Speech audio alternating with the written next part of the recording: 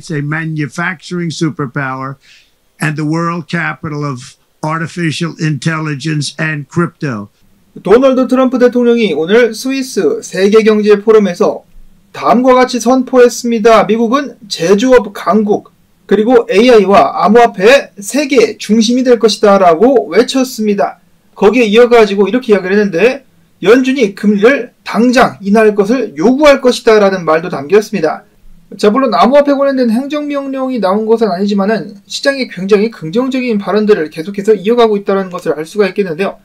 뿐만 아니라 5시 30분이 되면은 세계 최초 비트코인 대통령이라고 볼 수 있는 엘살바도르의 나이프 부켈레 대통령과 전화통화를 하겠다라고 밝혔습니다. 자, 나이프 부켈레 대통령과 이야기를 할 만한 게 뭐가 있을까? 비트코인 빼고는 전혀 생각이 나지 않은데요. 희망회로일까?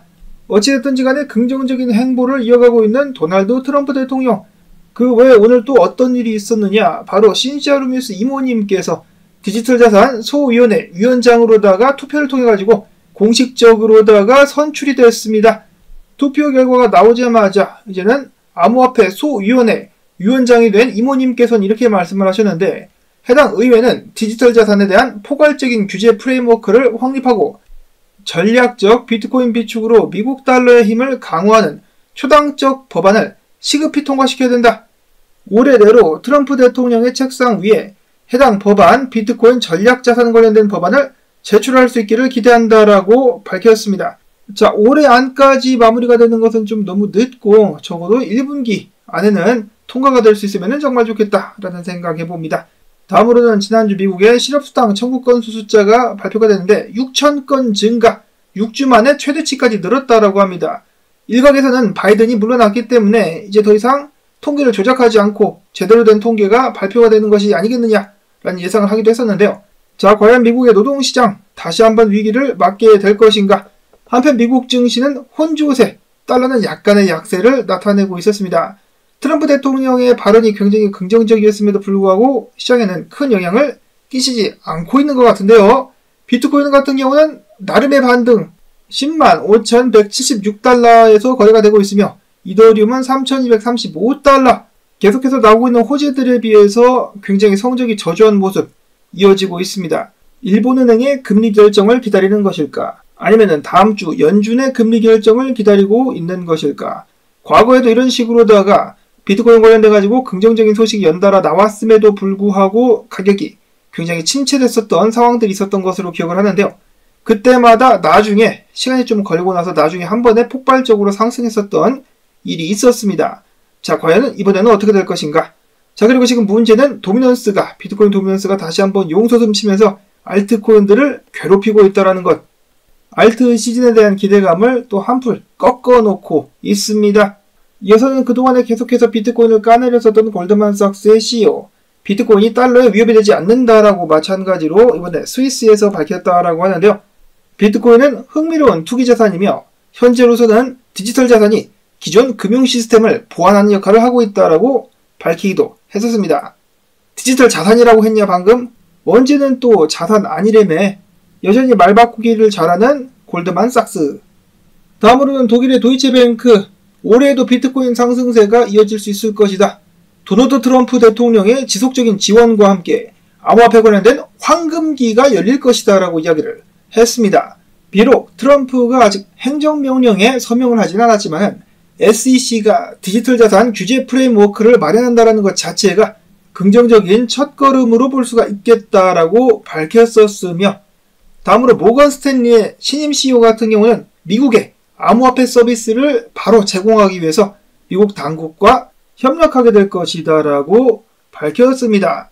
자, 한편 바이낸스의 창업자 짜오짱펑 같은 경우는 오늘 신시아 루미스 의원의 소식을 듣고 이렇게 평가를 했는데요.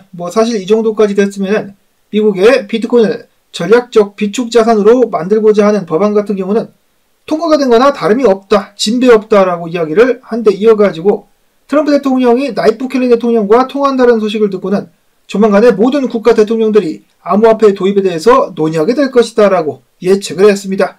자, 그의 예측이 맞아떨어질 수 있기를 바라보고, 이어서 탈중앙화된 베팅 사이트죠. 폴리마켓에서는 미국이 올해 안에 비트코인을 전략적 준비자산으로 만든다는 데에 67% 가능성이 있다라고 베팅을 하고 있었습니다. 점차 수치가 올라가고 있다. 67%를 현실로 만들자. 자, 다음으로는 미국의 캔자스 상원 의원이 공무원 연금 중에 10%를, 최대 10%를 비트코인 현물 ETF에 투자하는 법안을 발의했다라는 소식이 나왔었습니다. 잠재적인 비트코인 수요 관련된 소식들 계속해서 나오고 있는 가운데 조만간에 폭발을 좀 해줄 수 있으면 좋겠다. 다음으로는 비트코인 현물 ETF 관련된 소식입니다. 어제도 자금 유입이 있었는데 2억 4,839만 달러, 그 중에 블랙록에서는 3억 4,401달러가 유입이 되었었습니다. 그런가 하면은 일본의 상장사 리믹스 포인트 같은 경우 역시 이번에도 비트코인 추매에 들어갔는데요. 30.66개를 추매했다라고 밝혀졌습니다. 30.66개 별거 아닌 것 같지만은 5억엔 상당입니다. 엄청난 금액이다. 다음으로는 워렌 버핏 관련된 소식도 있었는데요. 비트코인을 쥐하게 표현하면서 비트코인은 까지만은 비트코인 관련된 서비스를 제공하고 있는 브라질의 누뱅크에는 투자 금액을 늘렸다라고 하네요. 그들이 하는 말을 듣지 말고 행동을 봐라 라고 흔히들 이야기를 하죠. 딱 그대로 가고 있습니다. 자, 그런가 하면 미국의 베스트셀러 작가이자 자수성가 백만장자인 그랜트 카돈, 이번에 비트코인과 부동산을 합체시킨 8,800만 달러 규모의 펀드를 출시를 했다고 합니다. 부동산에서 발생하는 현금 흐름으로 비트코인에 투자를 하는 방식이라고 하는데요. 앞으로 4년 동안 매월 부동산 현금 흐름을 비트코인 매입에 활용할 계획이다라고 밝혔습니다. 딱 트럼프 임기 기간 동안에 한번 해보겠다라고 이야기를 하고 있는 것 같은데 계속해서 비트코인 수요 늘어나고 있습니다. 자, 그런가 하면은 나스닥 상장 부동산 서비스 업체인 패덤홀딩스 대차대조표에 비트코인을 추가하게 될 것이다라고 밝혔습니다.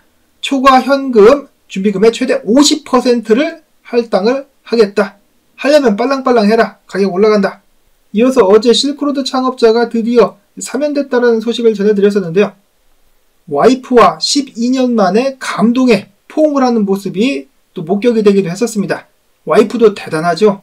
종신형을 2번 받았는데 계속해서 12년 넘게 남편을 기다리고 있었습니다. 어찌됐든지 간에 이 아름다운 커플의 이야기는 이야기인데 미국 법무부 같은 경우 대략 17만 개 이상의 비트코인을 실크로드로부터 압수했다라고 어제 소식을 전해드렸었는데요. 이 중에 14만 4천 개를 11년 전에 경매로 팔아치웠다라고 합니다. 그때 당시 팔아치운 매도가가 얼마인지 아십니까? 평균 334달러. 나와. 이거 팔으라고 명령한 놈 나와. 대가리 박아야지. 하긴 뭐 그때 비트코인 가격이 워낙 싸긴 했었습니다만은 경매로 더 싸게 팔았다. 이거 아마 팀 드레이퍼가 산 것이 아닌가? 다음으로 이어서 비트코인 관련된 분석은 많이 나와 있지 않은 가운데 군바 분석가는 야 이것 봐라 비트코인이 저항 뚫고 지금 지지 확인까지 했다. 좀 가지야라고 이야기를 했는데 이대로 쭉 달려줄 수 있을 것인지, 그리고 오늘 트럼프 대통령이 나이프 켈리 대통령과 어떤 통화를 하는지가 또 시장에 영향을 끼칠 수 있을 것인지도 한번 지켜만 보도록 하겠습니다. 기대는 하지 말고 지켜만 보겠다. 다음으로는 이더리움 현물 ETF입니다. 7,064만 달러가 유입이 되었으며 이 중에 블랙락으로부터 7,911만 달러가 흘러 들어왔었습니다. 자, 이더리움도 비트와 마찬가지로 좀 가지야. 저항 뚫었으니까 지지 확인하고 좀 상승 좀 가지야라고 분석가들이 바라보고 있는 상황. 자, 그런가 하면 올해 새로운 알트코인들의 현물 ETF가 출시될 수 있지 않겠느냐.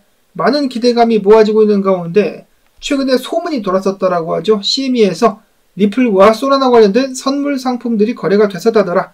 결국은 구라로 밝혀졌고요. CME 측에서는 나와가지고 아직까지는 현재로서는 소라나나 XRP 관련된 ETF를 발행할 계획은 없다라고 밝혔습니다. 당연히 뭐 아직은 없다라는 것이지 미래에는 충분히 가능성이 있겠죠. 자, 그런가 하면 ETF 스토어의 CEO 같은 경우는 다음에 ETF가 승인될 가장 유력한 알트코인 같은 경우는 에이다가 되지 않겠느냐라는 예측을 했습니다.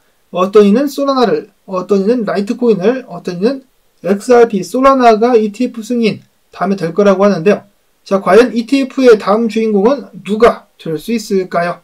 자, 한편 소라나 같은 경우는 인컴샤크 분석가 반등해가지고 260달러 선까지는 갈 수 있겠지만 결국 그 자리부터 꼬꾸라지게 되지 않겠느냐라는 예측을 해놨습니다. 그러지 말고 좀 가지야. 정말 알트코인들 괴롭습니다. 자, 그 다음에는 짜오짱퐁 소식이 또 나왔는데 바이낸스 랩스가 이번에 이름을 이지랩스로 바꿨다라고 하네요. 이름 왜 바꿨지? 아무튼 여기에서 중요한 역할을 하게 될 것이다 라고 하는데, 바이든과 미국 민주당이 발광을 하니까 그거 눈치 보느라고 아무것도 못하고 있다가 트럼프가 정권을 잡자 서서히 다시 한번 활동을 재개하고 있는 짜오짱펑. 자, 그런가 하면 트럼프 코인에 의해서 멜라니아 트럼프, 다음으로는 사기 코인, 바론 등등이 발행이 되었었다라고 하는데요.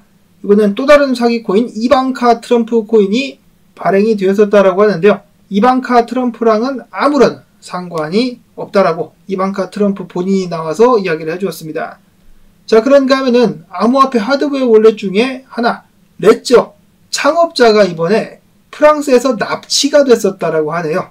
뭐 당연히 목적은 돈이었겠죠. 암호화폐를 빼앗는 것이었을 텐데 다행히도 경찰이 구출을 했었다.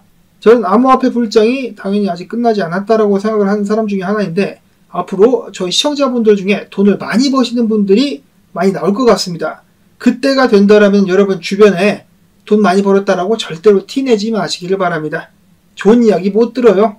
오히려 범죄의 대상이라든지 악용하려고 달려드는 사람들이 있을 것이기 때문에 조용히 수익을 즐기시는 것을 추천을 드리고 싶습니다.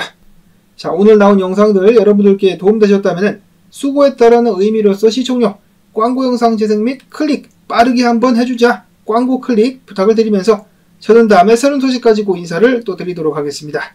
안녕히 계십시오.